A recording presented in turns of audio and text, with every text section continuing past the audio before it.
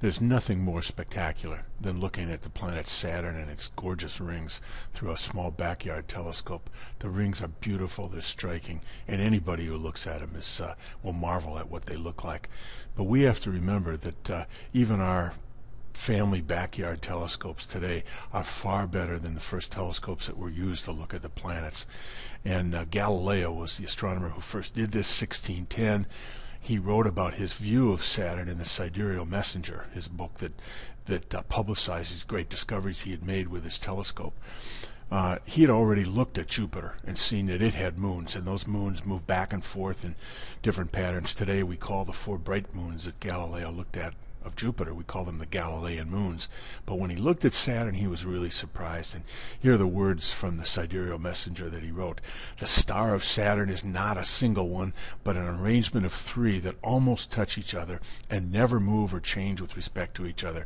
What he didn't realize was that he was looking at the rings. And here's an image. This, of course, would be the image of Saturn. His telescope was pretty blurry, and he didn't get a very sharp view. And today, we would realize that what he thought were moons were in fact these little rings that are next to it.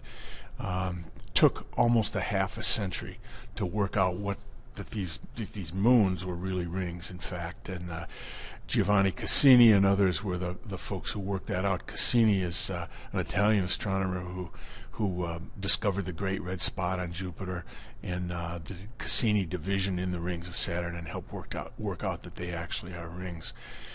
Took a lot of improvements in telescopes before that could be done. Here's a modern view of Saturn and the rings, and we can kind of see what the striking view that it is.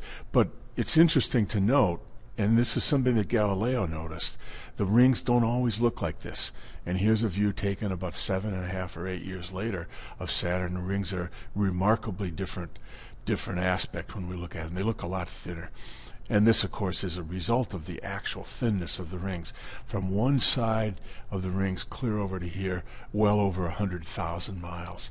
And the fact that the rings become so thin at some point, and in fact they literally disappear when we look at them from the Earth for a short time, about every 15 years, when that happens, it tells us that the rings actually are physically incredibly thin, just a couple of 100 yards in thickness compared to over 100,000 miles across here. And why do they disappear? What happens? Well, we can understand that when we realize that the rings of Saturn are inclined, they're tipped by about 27 degrees to the plane of the Earth's orbit. Here's the Earth's orbit, and we can think of that as defining a plane, and here are the rings of Saturn, and that 27-degree angle is what we're looking at there.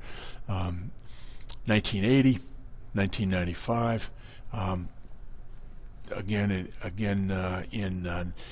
in 2009, those are when we saw the rings edge on and they essentially disappear. And then in 2003, Saturn was at the place in its orbit where the rings are largest and most easily seen. We could look at the south pole of Saturn, the south pole of the planet, and the underside of the rings in 2003. 7.5 years later, in February of 2009, Saturn was in the position it was in 1980, and we could see the rings almost disappear as we look at them edge on. 2018, we'll look at the north pole of Saturn, and the rings will again be most visible. Terrific pictures of what this actually looks like superimposed on one picture. Here's a view from the Cassini satellite looking in on Saturn.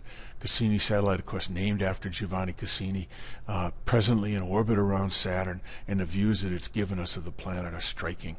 We can see, when we look at this, we can see the bright outer ring of Saturn. This is the A ring. This is the next inner ring, the B ring, and separated between the A and the B ring is this dark region in here where there very few ring particles actually exist. This is called the Cassini division.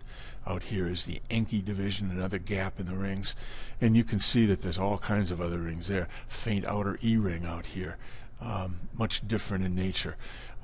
As you might guess from looking at this picture, the actual makeup of the rings is extremely complex, as there are many small rings making up this whole region in here.